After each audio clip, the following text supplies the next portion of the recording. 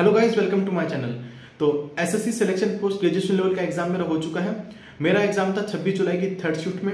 और paper level की बात शुरू करने से पहले मैं बता दूं कि जैसा कि सभी सेंटर्स पर हो रहा था कि माउस जो है वो काफ़ी लैग कर रहे थे, तो सेम हमारे सेंटर पर भी जो सभी के माउस से काफ़ी लैग कर रहे थे। जब हमने कंप्लेंट की तो उन्होंने बोला कि जो इशू है ना, ये आगे से एसएससी के सॉफ्टवेयर में ही है, तो इसमें उन्हें कोई फॉल्ट नहीं है, तो वो कुछ कर नहीं सकते। तो पूरा जो पेपर था वो उसमें हमको माउस का इशू फेस करना पड़ा। बार बार क्या हो रहा था, जैसे ही माउस को हम आगे चलाते हैं तो चलता है, लेकिन 2 या 3 सेकंड के बाद वो फिर से अटक जाता है। ठीक है, तो ये इशू आपको शायद फेस करना पड़े, तो इसके लिए आप पहले से मेंटली प्रिपेयर लीजिए। नेक्स्ट हम बात करते हैं पेपर लेवल की।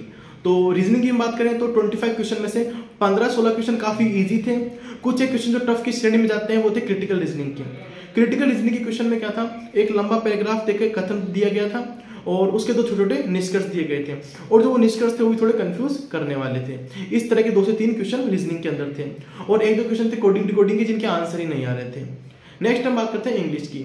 तो इंग्लिश जैसा कि प्रीवियस पैटर्न है उसके आधार पर बिल्कुल नहीं था।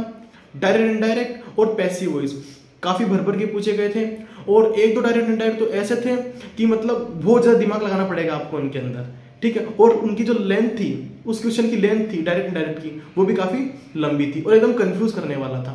क्लोज टेस्ट आपको देखने को बिल्कुल नहीं मिलेगा, और आपको उसमें मिलेगा एक पैराग्राफ। अब पैराग्राफ भी क्या है, पैराग्राफ के अंदर क्वेश्चन पूछे गए हैं जैसे पार्ट्स ऑफ स्पीच से रिलेटेड कि इस वर्ड का पार्ट्स ऑफ स्पीच क्या है, और नरेशन और वॉइस के क्वेश्चन भी दे रखे हैं पैराग्राफ में, और पीक्यूआरएस के क्वेश्चन थे।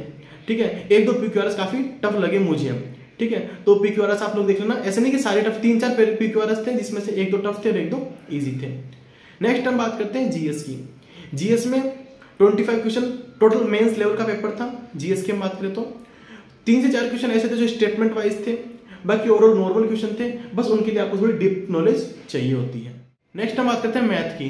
तो मैथ में 1 क्वेश्चन डेविएशन का था, 1 प्रोबेबिलिटी का था, 3 से 4 क्वेश्चन कोऑर्डिनेट ज्योमेट्री के थे, 1 प्रॉफिट एंड लॉस का था, 1 टाइम एंड वर्क का था जो कि आसान था, और 1 सर्कल का क्वेश्चन आया था जो कि उसमें डायग्राम ही नहीं दे रखा था। उसमें दिखाया गया था, उसमें क्वेश्चन में लिखा हुआ था कि दिए गए चित्र के अनुसार क्वेश्चन सोल्व करना है, लेकिन उसमें डायग्राम ही नहीं था।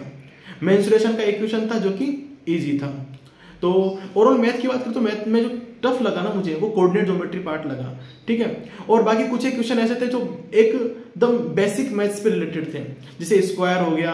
ठीक है, तो ऐसा क्वेश्चन था। तो ओवरऑल ये था पेपर का लेवल। और अब बात करते हैं मेरे अटेम्प्ट्स की। तो देखो यार, माउस इतना लैग कर रहा था कि जो थोड़े से टफ क्वेश्चन भी थे ना, है ना, वो मुझे बहुत ज्यादा टफ लग रहे थे। ठीक है, इसलिए मैंने क्या किया, बहुत इजी क्वेश्चंस को ही अटेम्प्ट किया था। तो इस कारण मेरे जो अटेम्प्ट्स रहे वो काफी कम रहे हैं। मेरे अटेम्प्ट है 65।